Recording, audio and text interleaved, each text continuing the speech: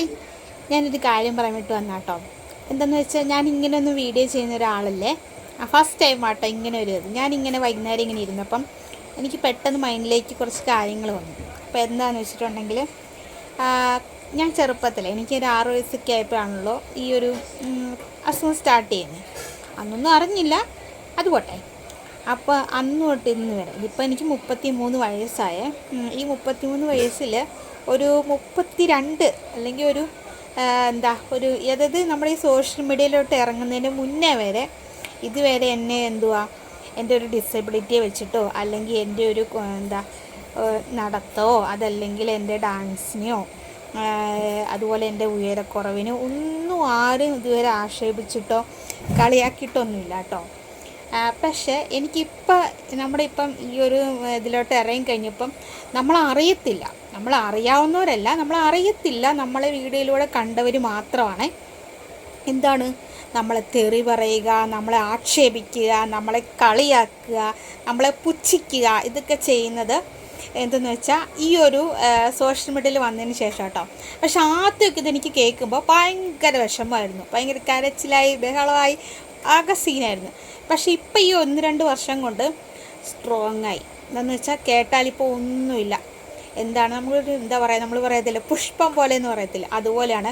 ഒരുപാട് ഇപ്പോൾ ഫേസ്ബുക്കിലും കൂടെ നമ്മൾ വീഡിയോസ് ഇടാൻ തുടങ്ങി. പിന്നെ ഒരുപാട് പേര് ഇപ്പം എന്നെ ഒരുപാട് പേര് ആക്ഷേപിക്കുന്നുണ്ട് കേട്ടോ.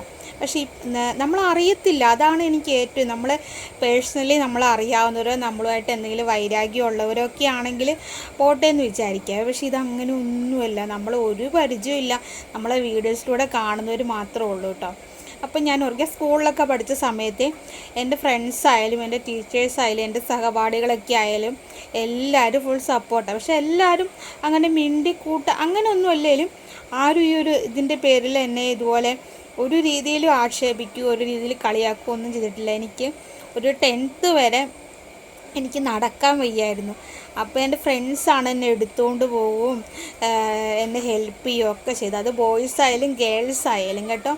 അപ്പം ഞാൻ ഓർക്കുക, അന്നൊക്കെ എന്നെ ഒരുപാട് പേര് ഒരു ഇതും കൂടാതെ റെസ്പെക്റ്റ് എന്നല്ല, ഒന്നും സങ്കടപ്പെടുത്താത്ത ഒരു രീതിയിൽ. അതുപോലെ തെറി എന്ന് വെച്ചാൽ എൻ്റെ ലൈഫിൽ ഞാൻ അങ്ങനെ ആരെയും തെറിയൊന്നും വിളിച്ചിട്ടില്ല. എന്നെയും ആരും തന്നെ അങ്ങനെ തെറി വിളിച്ചിട്ടില്ല. ഇനിയും മനസ്സിലിങ്ങാനും വിളിച്ചിട്ടുണ്ടോ എനിക്കറിയത്തില്ല.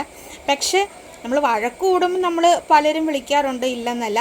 പക്ഷേ നമ്മൾ നമ്മൾ ഒരു പരിചയമില്ലാത്തവരൊക്കെ കയറി നമ്മളങ്ങ് തെറി വിളിക്കുകയാണ്, അനാവശ്യങ്ങൾ പറയുകയാണ്, വേണ്ടാത്ത വാക്കുകൾ നമ്മളോട് പറയുകയാണല്ലേ. ഞാൻ ആദ്യമായിട്ടാട്ടോ ഇതൊക്കെ കാണുന്നത്. അപ്പം സത്യം ഞാൻ പറഞ്ഞ പോലെ തന്നെ ആദ്യമൊക്കെ എനിക്കിത് ഭയങ്കര വിഷമമായിരുന്നു, എന്നെ ഈ തെറി പറയാം.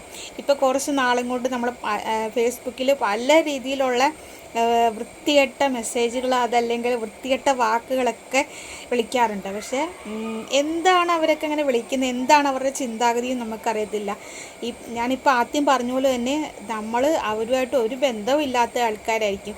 ജസ്റ്റ് നമ്മുടെ വീഡിയോസ് കണ്ടിട്ട് നമ്മളെ ഇങ്ങനെയൊക്കെ പറയാമെന്ന് വെച്ചിട്ടുണ്ടെങ്കിൽ അതൊക്കെ മോശമല്ലേ.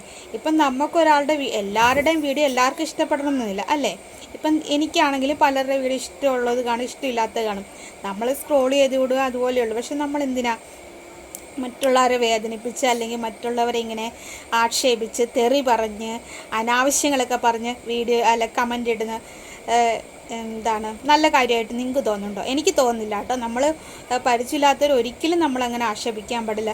ഇപ്പം എന്ന് വെച്ചിട്ടുണ്ടെങ്കിൽ ഡിസേബിൾ ആയിട്ടുള്ള ആൾക്കാർക്ക് എല്ലാവർക്കും തന്നെ, ഇപ്പം ഡിസേബിൾ എന്ന് പറഞ്ഞാലും എല്ലാവർക്കും ഒരുപാട് കഴിവുകളുള്ളവരാണ്. ഇപ്പം ഞാൻ മനസ്സിലാക്കിയിട്ടുള്ള കാര്യമാണ്. എനിക്കിപ്പം നേരെ പിന്നെ നടക്കാൻ പറ്റിയില്ലെങ്കിലും എൻ്റെ ഉള്ളിൽ ഒരുപാട് കഴിവുകളുണ്ടെന്ന് മനസ്സിലാക്കിയ ഒരാളാണ് ഞാൻ. അതുപോലെ എനിക്ക് ഏറ്റവും ഇത് തോന്നിയെന്ന് വെച്ചാൽ എൻ്റെ കല്യാണത്തിന് ശേഷമാണ്. ഇപ്പം എല്ലാവരും പറയുമല്ലോ കല്യാണത്തിന് ശേഷം ഒരു വഴക്കും ബഹളവും, അതല്ല ഞാൻ ഉദ്ദേശിക്കുന്നത്, അതൊന്നുമല്ല കേട്ടോ. ഇപ്പം എന്നെ സംബന്ധിച്ച് നേരത്തെ എനിക്ക് പുറത്തു പോകാൻ ഭയങ്കരമായിട്ട് മടിയുള്ള ഒരാളാണ്. മടിയെന്ന് വെച്ചാൽ എല്ലാവരും നോക്കും. അപ്പോൾ എനിക്കങ്ങ് ഭയങ്കര ചമ്മലും നാണക്കേടുമായിരുന്നു. പക്ഷേ ഇച്ചാൻ്റെ കൂടെ വന്നതിന് ശേഷം പുറത്ത് പോകുമ്പോഴത്തേനും ഞാനിങ്ങനെ പറയുമെന്ന് പറയും, അതിനിപ്പോൾ എന്താ, അത് കുഴപ്പമൊന്നുമില്ല, നീ അത് ശ്രദ്ധിക്കണ്ട, നീ ഇത് മൈൻഡാക്കണ്ട എന്ന് വരും.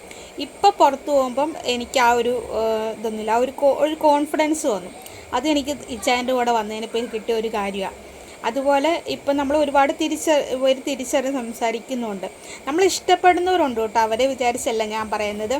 ഒരുപാട് ഈ ഒരു കുറച്ച് ദിവസം കൊണ്ട് ഒരുപാട് വൃത്തികെട്ട തെറി രീതിയിലും പറയാൻ പറ്റത്തില്ലാത്ത രീതിയിലുള്ള വാക്കുകളൊക്കെ പറഞ്ഞ് കമൻ്റ് ഇടുന്നുണ്ട്. അപ്പം ഞാൻ പറയാം, എൻ്റെ ലൈഫിൽ ഈ 33 വയസ്സ് വരെ എന്നെ ആരും അങ്ങനെ ആക്ഷേപിക്കുകയോ അല്ലെങ്കിൽ കളിയാക്കുകയോ തെറി പറയുകയോ അങ്ങനെയൊന്നും ചെയ്തിട്ടില്ല. പെട്ടെന്ന് ഇതൊക്കെ കേട്ടപ്പം എനിക്ക് ഉൾക്കൊള്ളാൻ പറ്റുന്നില്ലായിരുന്നു. ഇപ്പം പിന്നെ ഞാനത് മൈൻഡ് ആക്കുന്നില്ല. പക്ഷെ ഞാനത് ഇപ്പം വൈകുന്നേരം ഇങ്ങനെ ഇരുന്നപ്പം ഞാനിങ്ങ് ഓർത്തു. അപ്പം ഞാൻ നിങ്ങളുമായിട്ട് ഷെയർ ചെയ്യാമെന്ന് വിചാരിച്ചാണ്. പിന്നെ കുറച്ച് പേരും ഇത് മൈൻഡ് ആക്കണ്ട, കാര്യമാക്കണ്ട എന്നൊക്കെ പറയും. അത് സത്യമാണ്. ഞാനും ഇപ്പം അങ്ങനെയാണ് ചെയ്യുന്നത്. പക്ഷേ എന്താണെന്ന് വെച്ചാൽ അത് ശരിയായിട്ട് എനിക്ക് തോന്നിയില്ല. അപ്പം ശരിയല്ല അത് ഒരിക്കലും എന്നാണ് എൻ്റെ ഒരു കാഴ്ചപ്പാട്, ഞാൻ പറഞ്ഞതാണ്. അപ്പം ഇപ്പം മൈൻഡാക്കൊന്നുമില്ല. നിങ്ങളൊക്കെ പറഞ്ഞ പോലെ ഞാൻ മൈൻഡാക്കാറില്ല. ഇഷ്ടപ്പെടുന്ന ഒരുപാട് പേര് നമ്മളെ സപ്പോർട്ട് ചെയ്യുന്നുണ്ട്, നമുക്ക് മെസ്സേജ് അയക്കുന്നുണ്ട്, നമ്മളെ സ്നേഹിക്കുന്നുണ്ട്. അതൊക്കെ കൊണ്ടാണ് കുഴപ്പമൊന്നുമില്ല. പക്ഷെ ഞാനിതൊന്ന് നിങ്ങളുമായിട്ടൊന്ന് ഷെയർ ചെയ്യാമെന്ന് വിചാരിച്ചിരിക്കുകയാണ്. ബൈ.